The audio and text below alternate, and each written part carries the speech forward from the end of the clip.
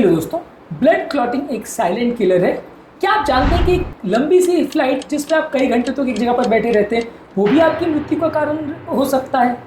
Surprised? यदि आप जानना चाहते हैं कि कैसे और क्यों ये एक इम्पोर्टेंट इंस्ट्रक्शन है हर उस व्यक्ति को जो एक लॉन्ग फ्लाइट लेता है, ये जानने और समझने के लिए टॉपिक को एंड तक देखते रहिएगा। क्या आपके दर्द और सूजन और थकान का असली कारण ब्लड क्लॉटिंग हो सकता है? कैंसर हो, प्रेगनेंसी हो या हार्मोनल पिल्स हो, ये सारी चीज़ों से आपके ब्लड की क्लॉटिंग टेंडेंसी बढ़ सकती है। बहुत छोटे से फैक्टर्स से आपके खून में गाढ़ापन आ सकता है और बहुत सारे खून के थक्के बन सकते हैं, जो कि हार्ट अटैक, लकवा, पल्मोनरी एम्बोलिज्म जैसी जानलेवा बीमारियों को जन्म दे सकता है। आज जानने का प्रयास करेंगे कौन कौन से फैक्टर्स ऐसे हैं जो ब्लड के क्लॉटिंग की टेंडेंसी यानी खून का थक्का बनने की चांसेस को बढ़ाते हैं। टॉपिक पर जाने से पहले जो लोग हमारे चैनल पर नए हैं उन्हें रिक्वेस्ट करूँगा कि चैनल को सब्सक्राइब करें, वीडियोज़ को लाइक करें, शेयर करें, फॉलो करें, कमेंट करें, पूरा देखें।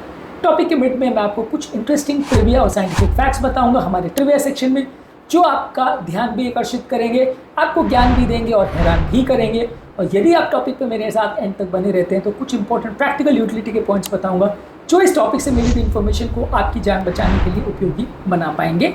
चलिए शुरू करते हैं सफर।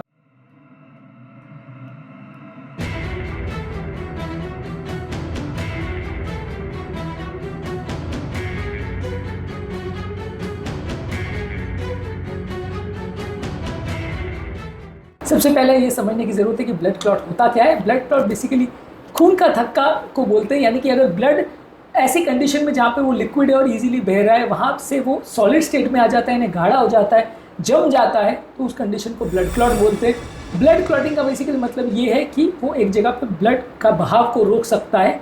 नॉर्मली तो ये ब्लड क्लॉट ब्लड के बहाव को रोकने के लिए होता है। अगर किसी व्यक्ति को चोट लग जाए तो ये अननेसेसरी बहुत ज़्यादा ब्लीडिंग ना हो जाए उसके लिए रोकने के लिए एक प्रोटेक्टिव मैकेनिज्म होता है, लेकिन कभी कभी ये नुकसानदायक भी हो जाता है, खासकर तब जबकि ये बिना किसी कारण के ऐसी किसी नली में बन जाता है जहां खून के बहाव को रोकना नहीं आगे बढ़ाना था।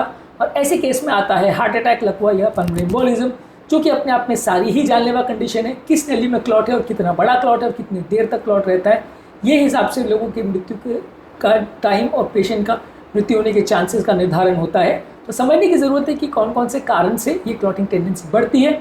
कई ऐसे जेनेटिक फैक्टर्स हैं जैसे factor 5 leading mutation, prothrombin gene mutation, protein C, protein S और एंटी थ्रोम्बिन 3 डिफिशिएंसी। ये कुछ ऐसी जेनेटिक बीमारियां हैं जो नेचुरली आपके ब्लड की क्लॉटिंग टेंडेंसी को बढ़ा सकती है, जिसको आप ऊपर से तो जज नहीं कर सकते, ब्लड टेस्ट करने के बाद पता चलता है।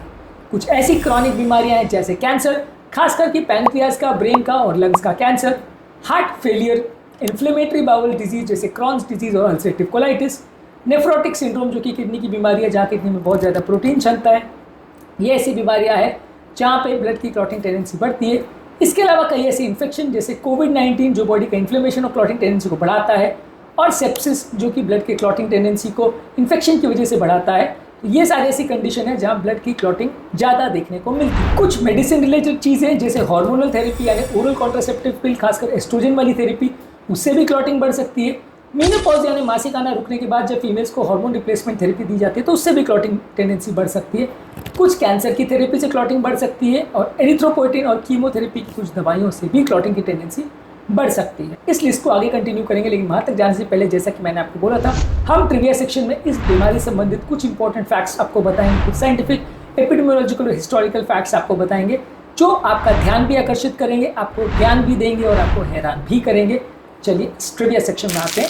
वर्शो स्ट्राइड 1856 में रुडोल्फ वर्शो नामक एक साइंटिस्ट ने ये बोला था कि ब्लड 3 कारणों से क्लॉट बनाता है। जब ब्लड रुक जाता है जिसे ब्लड स्टैसिस बोलते हैं, जब नलियों की दीवार टूट जाती है जिसे एंडोथेलियल इंजुरी बोलते हैं, और जब ब्लड की क्लॉटिंग टेंडेंसी यानी खून का थक्का बनाने की टेंडेंसी यानी तासीर ज़्यादा होती है तो ही क्लॉट बनता है। इन तीनों में से तीनों चीज़ जब एप्लीकेबल होती है तभी ज़्यादा क्लॉट बनता है। इन तीनों में अगर 1-2 फैक्टर भी अगर कम हो तो क्लॉटिंग की टेंडेंसी कम हो जाती है। ये तीनों कारण जब होते हैं तो ब्लड में या खून का थक्का बनने के चांसेस बढ़ जाते हैं। इन तीनों पर ही काम करना पड़ेगा आपको यदि आप क्लॉटिंग टेंडेंसी को कम करना चाहते हैं। इसके अलावा इंटरनेशनल सोसाइटी ऑफ हीमोस्टैसिस और थ्रोम्बोसिस हाईलाइट करती है कि दुनिया भर में होने वाली 25% मृत्यु का कारण ब्लड में क्लॉटिंग होता है। इसके अलावा 13 अक्टूबर को वर्ल्ड थ्रोम्बोसिस डे के नाम पे मनाया जाता है। इसके अलावा स्टडीज़ ने शो किया है कि कोविड-19 के दौरान होने वाली 30% मृत्यु जो आईसीयूज़ में हुई थी वो ब्लड की क्लॉटिंग टेंडेंसी की वजह से हुई थी, क्योंकि ये वायरस ब्लड की क्लॉटिंग की टेंडेंसी को बढ़ाता था। हार्मोनल पिल्स के बारे में एक डैनिश स्टडी ने 2012 में ब्रिटिश मेडिकल जर्नल में बताया था कि वुमेन को दी जाने वाली ओरल कॉन्ट्रासेप्टिव की दवा वीनस थ्रोम्बोसिस के चांस को 2 से 6 गुना तक बढ़ा सकती है। प्रेगनेंसी और पोस्टमार्टम कंडीशन जो है अपने आप में क्लॉटिंग टेंडेंसी, प्रेगनेंसी के दौरान और डिलीवरी के बाद फीमेल्स में क्लॉटिंग की टेंडेंसी 5 गुना बढ़ सकती है। कैंसर भी अपने आप में एक ऐसी कंडीशन है जहाँ खासकर पैनक्रियाटिक और ब्रेन ट्यूमर जैसी कंडीशन में इन्फ्लेमेशन, कीमोथेरेपी और पेशेंट क्योंकि बिस्तर पर पड़ा रहता है, क्लॉटिंग की या कैंसर के दौरान इस तरह की क्लॉट्स बनने की टेंडेंसी कई गुना बढ़ जाती है। इसके अलावा एक होता है इकोनॉमी क्लास सिंड्रोम, जहाँ पे 2003 में इस पब्लिश किया गया था कि इकोनॉमी क्लास में प्लेन में फ्लाइट में लंबे समय तक जो लोग बैठते हैं, कई घंटे तक बैठते हैं, उनको खून का थक्का पाँव में जम सकता है जिससे डीप वीनस थ्रोम्बोसिस बन सकता है और ये जब लंग्स में चला जाए तो उसे पल्मोनरी एम्बोलिज्म बोलते हैं और इससे लोगों की मृत्यु हो सकती है। इसको इकोनॉमी क्लास इसलिए बोला गया क्योंकि यहाँ पर इकोनॉमी क्लास में लोगों के पास बैठने को जगह कम होती है तो लोग एक जगह पर बैठे रहते हैं और ज़्यादा हिल फिर नहीं पाते हैं। बिजनेस क्लास में लोगों के पास बैठने को जगह ज़्यादा रहती है, पैर फैला के बैठ पाते हैं तो एक क्लॉट बनने के चांस थोड़े कम हो जाते हैं।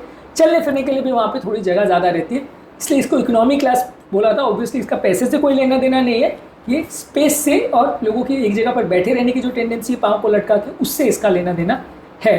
तो मॉरल ऑफ द स्टोरी ये है कि चलना फिरना करें फ्लाइट के दौरान भी, तभी आपका क्लॉटिंग टेंडेंसी कम होगी। इसके अलावा स्मोकिंग का एक डबल रोल होता है जो आपकी नलियों की इनर लाइनिंग को डैमेज भी करता है और ब्लड क्लॉटिंग फैक्टर्स को भी बढ़ाता है, तो ये दोनों तरीके से आपकी क्लॉटिंग टेंडेंसी को बढ़ाता है। ट्रिविया सेक्शन में आज इतना ही, अब टॉपिक पर आगे बढ़ते हैं। हम बात कर रहे थे कौन कौन से ऐसी कंडीशन है जहाँ ब्लड की क्लॉटिंग टेंडेंसी बढ़ती है। लंबे समय तक यदि इमोबाइल कोई व्यक्ति रहे, लंबे समय तक कार ड्राइविंग करे या फ्लाइट में बैठा रहे या बेड रेस्ट की वजह से, सर्जरी के बाद या किसी बीमारी की वजह से, पैरालिसिस की वजह से बिस्तर पर पड़ा रहे, तो क्लॉटिंग टेंडेंसी बढ़ जाती है, यानी पैरालाइज पेशेंट में भी क्लॉटिंग टेंडेंसी बढ़ती है। डिहाइड्रेशन की वजह से खून गाढ़ा हो जाता है तो इससे भी क्लॉटिंग टेंडेंसी बढ़ती है।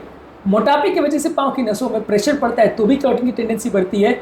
और स्मोकिंग करने से रक्त नलियों में डैमेज होता है, क्लॉटिंग फैक्टर्स एक्टिवेट होते हैं तो भी क्लॉटिंग टेंडेंसी बढ़ती है। किसी बड़ी सर्जरी, खासकर ऑर्थोपेडिक सर्जरी और ब्रेन की सर्जरी और पेट की सर्जरियों में भी ब्लड की क्लॉटिंग टेंडेंसी बढ़ती है। यदि किसी व्यक्ति को ट्रॉमा हो जाए, चोट लग जाए या फ्रैक्चर हो जाए तो भी ब्लड की क्लॉटिंग टेंडेंसी बढ़ती है। हार्मोनल और फिजियोलॉजिकल कंडीशन जैसे प्रेगनेंसी और पोस्टमार्टम पीरियड में रक्त नलियों में पड़ता है प्रेशर, होते हैं हार्मोनल चेंजेस, इससे क्लॉटिंग टेंडेंसी बढ़ती है। उम्र दराज लोगों में वैल्व्स वीक हो जाते हैं तो ब्लड का फ्लो स्लो हो जाता है, इससे भी क्लॉटिंग टेंडेंसी बढ़ती है। और वैरिकोज वेन्स में ब्लड का सर्कुलेशन कॉम्प्रोमाइज होता है, रक्त नलियाँ फूल जाती हैं तो इसकी वजह से भी ब्लड की क्लॉटिंग टेंडेंसी बढ़ती है। तो ये सारे वो कारण हैं जिसकी वजह से ब्लड की क्लॉटिंग टेंडेंसी बढ़ती है। एक अलग वीडियो में हमने बात करी कि कौन कौन से कारण जिससे ब्लड की क्लॉटिंग टेंडेंसी कम होती है। अब जैसा कि मैंने बोला था कि टॉपिक के एंड पर मैं आपको कुछ प्रैक्टिकल यूटिलिटी के टिप्स बताऊंगा जो क्लॉटिंग की टेंडेंसी को कम करने में मदद करेंगे। सबसे इंपॉर्टेंट तो ये कि लंबे समय तक एक जगह पर बैठे मत रहिए, चलने फिरने का काम करिए। यदि बैठे बैठे का जॉब भी है तो थोड़ी थोड़ी देर में 1-2 घंटे में थोड़ा चलना फिरना करिए। चाहे आप फ्लाइट में भी हो या कार में भी हो तो थोड़ा देर पाँव को आराम दे देना और चलना फिरना ज़रूरी है, नहीं तो ये क्लॉटिंग टेंडेंसी बढ़ सकती है। इसके अलावा पानी पीने से क्लॉटिंग टेंडेंसी कम होती है। ट्रैवल के दौरान, एक्सरसाइज के दौरान और बीमारी के दौरान पानी ज़्यादा पीजिए, खून गाढ़ा होने से क्लॉटिंग की टेंडेंसी बढ़ जाती है। प्रेगनेंसी में, कैंसर में और हार्मोनल पिल्स वाले पेशेंट में क्लॉटिंग टेंडेंसी बढ़ सकती है तो डॉक्टर से बात करिए। यदि आप स्मोकिंग करते हैं या ऐसा कोई रिस्क फैक्टर आपके अंदर है तो इससे भी क्लॉटिंग टेंडेंसी बढ़ती है तो स्मोकिंग को तुरंत बंद कर दीजिए।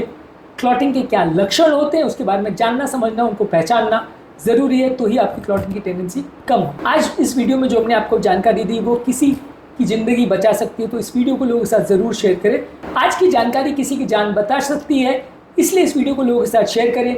ब्लड के क्लॉटिंग फैक्टर्स की जानकारी ज़िंदगी की तरह से गारंटी हो सकती है कुछ लोगों के लिए, इसलिए इस वीडियो को ज़्यादा से ज़्यादा लोगों तक पहुँचाएं। नॉलेज सिर्फ पावर ही नहीं, प्रिवेंशन भी है। आज इस वीडियो में हमने आपको दोनों ही दिया है, इस नॉलेज को लोगों तक पहुँचाएं। टॉपिक को एड करने से पहले जो अभी आपके इस वीडियो के संबंधित कमेंट्स हैं, जिस चीज़ के बारे में आप जानते थे, नहीं जानते थे, कमेंट सेक्शन में लिख के उनके बारे में ज़रूर बताएं। हमें आपके कमेंट्स का इंतजार रहेगा। उम्मीद करूँगा कि आज के टॉपिक में कुछ नई बातें जानने को मिली होगी। जो लोग हमारे चैनल पर नए हैं उन्हें रिक्वेस्ट करूँगा कि चैनल को सब्सक्राइब करें, वीडियोज़ को लाइक करें, शेयर करें, फॉलो करें, कमेंट करें पूरा।